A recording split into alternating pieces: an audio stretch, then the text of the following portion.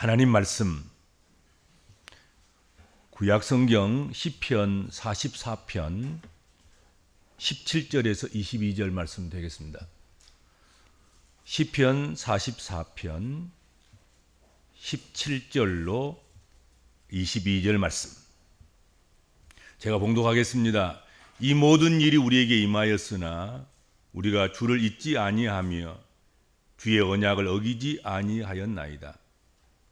우리의 마음은 위축되지 아니하고 우리의 걸음도 주의 길을 떠나지 아니하였으나 주께서 우리를 승량이의 초소에 밀어 넣으시고 우리를 사망의 그늘로 덮으셨나이다. 우리가 우리 하나님의 이름을 잊어버렸거나 우리의 손을 이방신에게 향하여 폈다면 하나님이 이를 알아내지 아니하였으리이까. 무릇 주는 마음의 비밀을 아시나이다. 우리가 종일 주를 위하여 죽임을 당하게 되며 도살할 양같이 여김을 받았나이다. 아멘. 우리는 지금 우리를 위축되게 만드는 그런 것들이 많은 그런 시대를 살고 있습니다. 인간 이것밖에 안 되는가? 뭐 하나 생각대로 계획대로 되는 것은 없고, 그리고 우리에게 주어지고 닥쳐오는 것들을 잘 감당하기에는 벅찬, 그래서 마음이 위축되고 또 위축되는 그런 가운데 우리가 지내고 있습니다.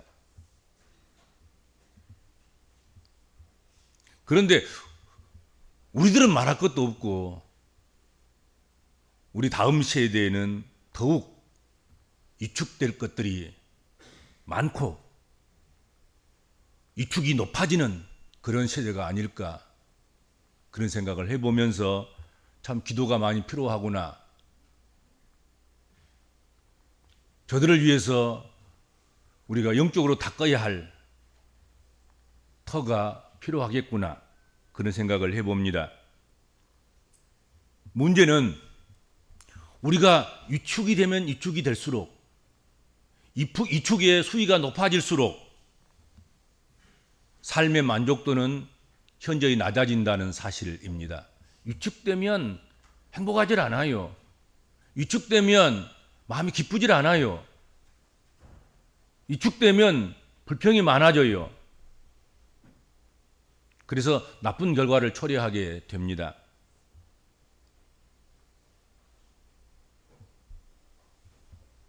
위축이 되면 공격성이 높아집니다.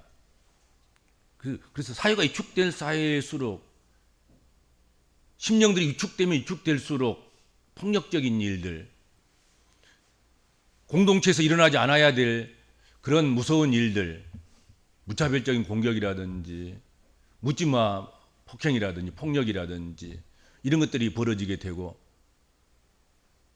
그리고 일어나서는 안 될 그런 많은 일들이 일어나서 그것이 뉴스거리가 되고 소문거리가 되고 그렇습니다. 위축되면 실력을 발휘할 수가 없습니다. 잘하던 일들도 위축되면 실수를 하게 되잖아요. 그렇죠? 사단은 우리에게 별 수 없는 연약한 존재라고 위축되게 만들어서 자기의 발 아래 우리를 굴복하게 하려 합니다. 우리 복음적인 그리스도인들조차도 위축이 되면 아감하게 사단이 좋아하는 일을 하게 됩니다.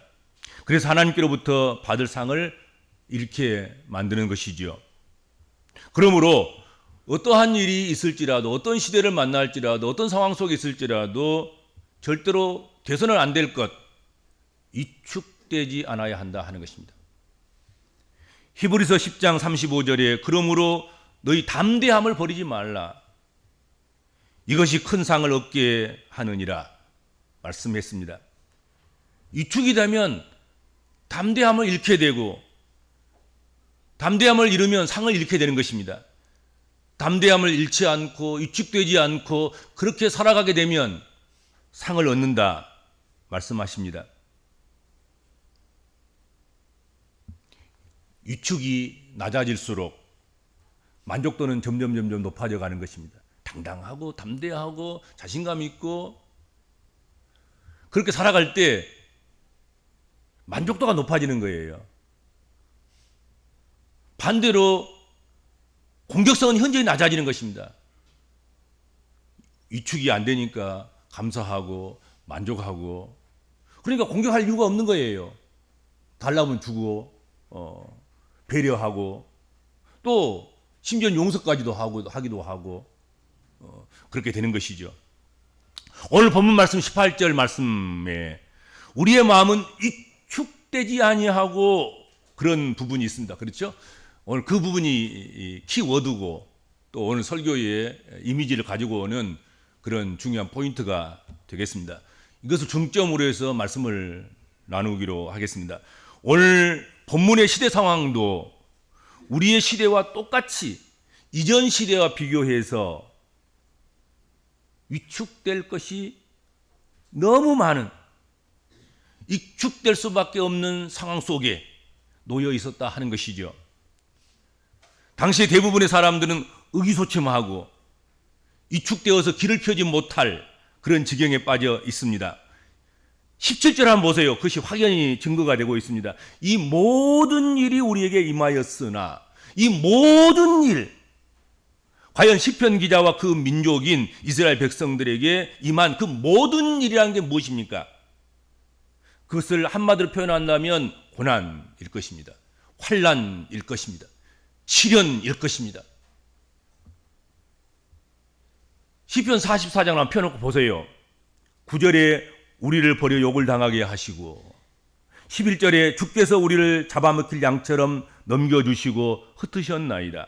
12절 헐갑으로 파시며 14절 주께서 우리를 뭇백성 중에 이야기거리가 되게 하시며 15절 나의 능욕이 종일 내 앞에 있으며 수치가 내 얼굴을 덮었으니 19절 주께서 우리를 사망의 그늘로 덮으셨나이다. 20절 우리가 종일 주를 위하여 죽임을 당하게 되며 도살할 양같이 여김을 받았나이다. 좋은 말은 한마디도 없잖아요. 거기 보면 전부 다 막 못 살겠고 죽음의 사망의 그늘에 있고 또 악한 짐승은 우리를 삼키려고 하는데 거기다가 오히려 우리를 그 실랑에 그 굴에다가 집어넣어서 잡아먹히게 하고, 그런데 중요한 것은 그런 상황 가운데서도 그럼에도 불구하고 오늘 본문 시편 기자는 결코 마음이 위축되지 않았음을 고백하고 있다 하는 것입니다. 우리의 마음은 위축되지 아니하고 우리의 걸음도 주의 길을 떠나지 아니하였으며 그렇게 말씀하고 있습니다. 이런 때를 당하여도 이 많은 일이 일어나고 있음에도 불구하고 내 마음은 위축되지 않았습니다. 내 걸음이 주님의 길을 떠나지 않았습니다. 그런 고백입니다. 힘들고 어렵고 환난을 당하면 마음이 위축될 수밖에 없습니다. 그게 보통 사람들의 모습일 것입니다. 신앙행을 잘 하던 사람들도, 믿음의 길을 잘 걸어가던 사람들도 그렇게 시험의 덫에 걸려서 넘어질 때가 있습니다. 그러나 시편 기자는 그렇지 않았습니다. 또 앞으로도 그렇지 않을 것이라 고백하고 확증하고 확신하고 다짐합니다.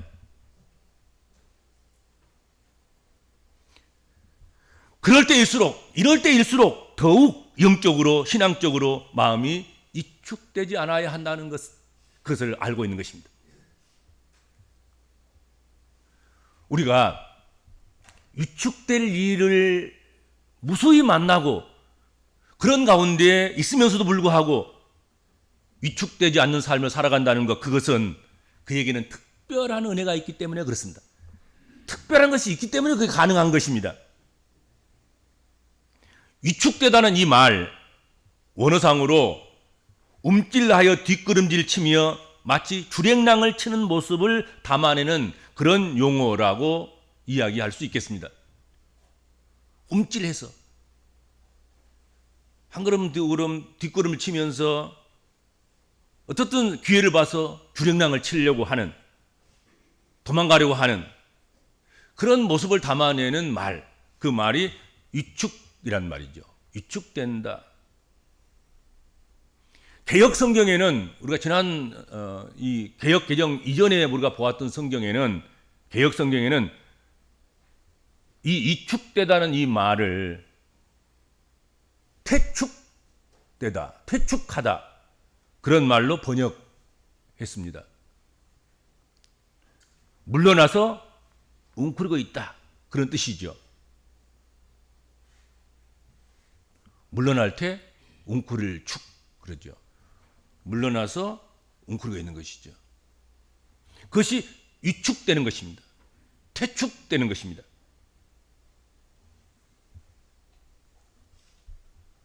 성도 여러분, 비난과 비평에 위축되지 말아야 합니다. 칭찬에 업되고 비난에 다운되는 게 사람들의 보통 반응일 것입니다. 그러나 우리가 하나님 믿는 하나님 백성들은 칭찬해도 그렇게 흥분될 것도 없고, 또 비난과 비평 속에서도 우리가 그렇게 다운될 필요가 전혀 없는 것입니다. 위축되지 말아야 합니다. 위기를 만났다고 해서 그 위기 때문에 위축되지 말아야 합니다. 이 세상에는 좋은 일보다도 우리를 힘들게 하고 낙심케 하는 일들이 더 많습니다. 인생은 내 뜻대로 안 될 때가 더 많습니다. 일의 결과물이 좋지 않을 수도 있습니다. 그러나 최선을 다했다고 하면 위축될 필요가 없습니다. 위축되어서는 안 됩니다. 우리가 복음 때문에 불이익을 당하고 복음과 하나님 나라를 위해서 손해를 보더라도 위축되지 말아야 합니다. 우리는 주의 약속을 확실히 믿습니다. 이 세상에서 주를 위해서, 복음을 위해서, 하나님 나라를 위해서 손해를 입은 것이 있으면 몇 배로, 100배로 갚아주신다고 말씀하셨고, 그리고 천국에서 영생을 얻지 못할 자가 없다고 약속하셨습니다. 믿음 때문에 세상의 핍박과 공격을 받을 수 있을 것입니다. 때로는 거짓이 이기고 악이 승리하는 것처럼 보일 때도 많을 것입니다. 그런데도 불구하고 우리는 항번할 기회조차 주어지지 않을 수도 있습니다. 애매하게 고난당하고 선을 행하고도 악인처럼 취급당하고,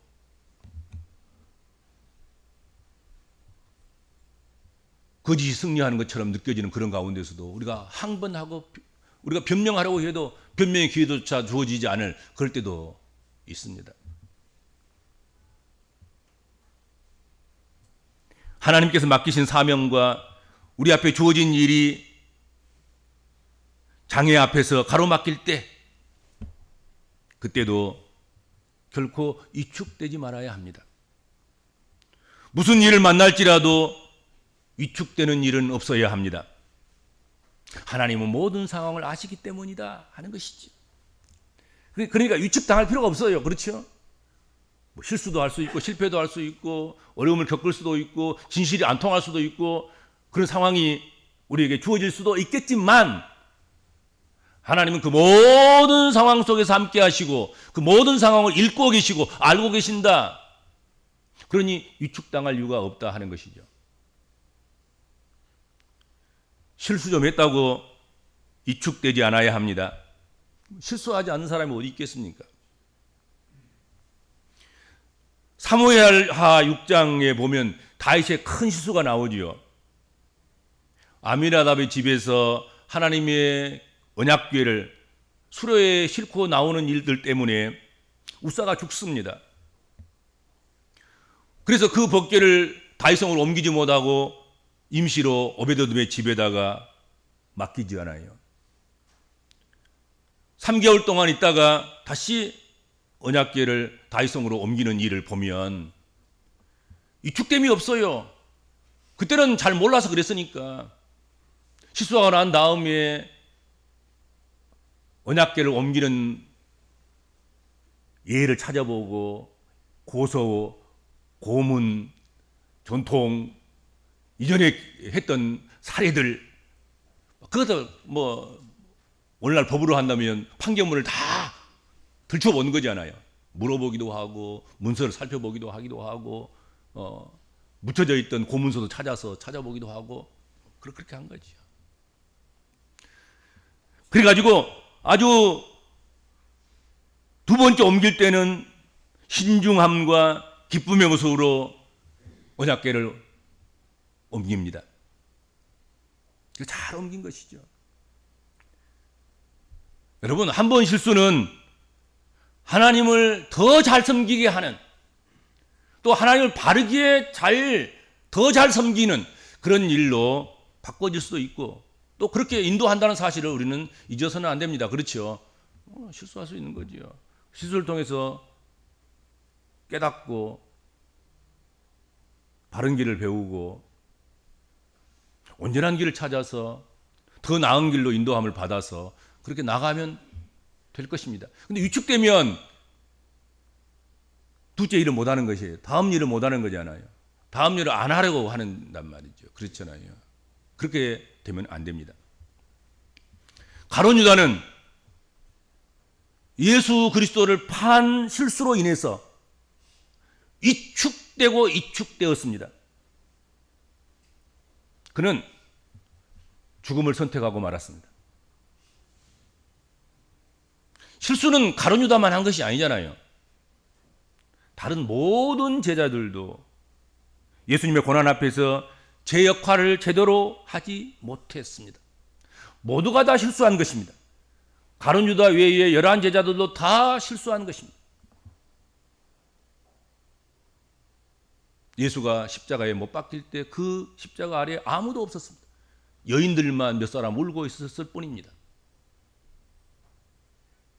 혼입을 걸치고 도망치는 사람들, 예수를 모른다고 3번이나 부인하고 저주한 사람, 이곳으로 저곳으로 다 떠나가고, 어떤 사람은 고향으로, 어떤 사람은 이전에 있던 그곳으로 다 떠났습니다. 그런데 중요한 것은 나머지 11 제자는 위축되지 않았다는 거예요. 마가다락방에 모였습니다. 성령 충만을 받았습니다. 예수 그리스도의 십자가의 죽으심과 동일한, 그보다 더한 험한 일들이 초대교회에 있었습니다. 근데 가룟 유다 외에 나머지 11 모든 제자들은 다 그 고난을 맞닥뜨렸고 그 고난을 감당했고, 주님이 지신 십자가 주님처럼 못 지더라도 거꾸로라도 지었다는 사람들이 있어서 거꾸로 지고 가는 사람도 있었고 다 순교했습니다. 100% 순교했습니다.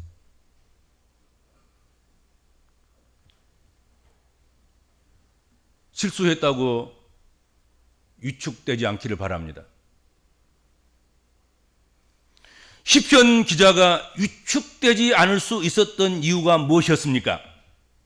시편 기자는 위기 때에 오늘 시편 44편 6절에서 8절을 보면 이렇게 되어 있습니다. 나는 내 활을 의지하지 아니할 것이라. 내 칼이 나를 구원하지 못하리이다. 오직 주께서 우리를 우리 원수들에게서 구원하시고 우리를 미워하는 자로 수치를 당하게 하셨나이다. 우리가 종일 하나님을 자랑하였나이다. 우리는 하나님의 이름에 영원히 감사하리이다 했습니다. 그러니 위축당할 이유가 없는 것입니다. 내 힘으로가 아닌, 내 능력으로가 아닌, 내 실적과 공적으로가 아닌, 내 자랑으로가 아닌, 내 활도 내 검도 아닌,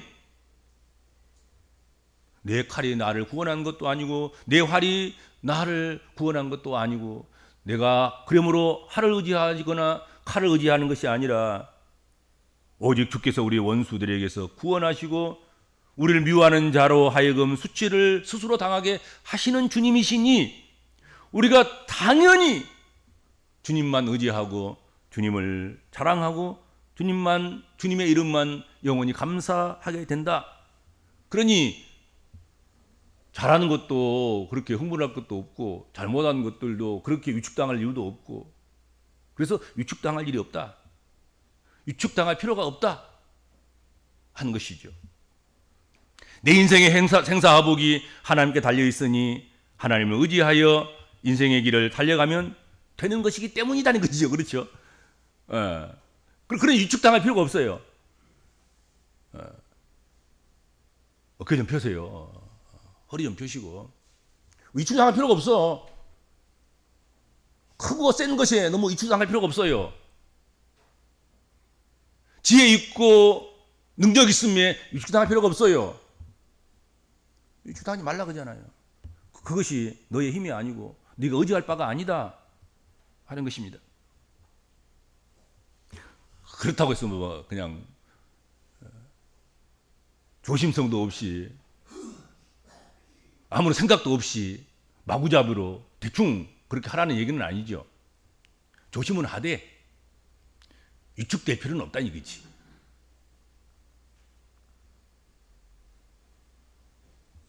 조심은 하되 퇴축되지는 말아라. 그렇게 말씀하십니다. 사랑하는 성도 여러분들, 위축당하지 않기를 바랍니다. 좀 세고 크고 높고 그런 것과 대비되게 서 있어도 위축되지 않기를 바랍니다. 위축될 필요가 없어요.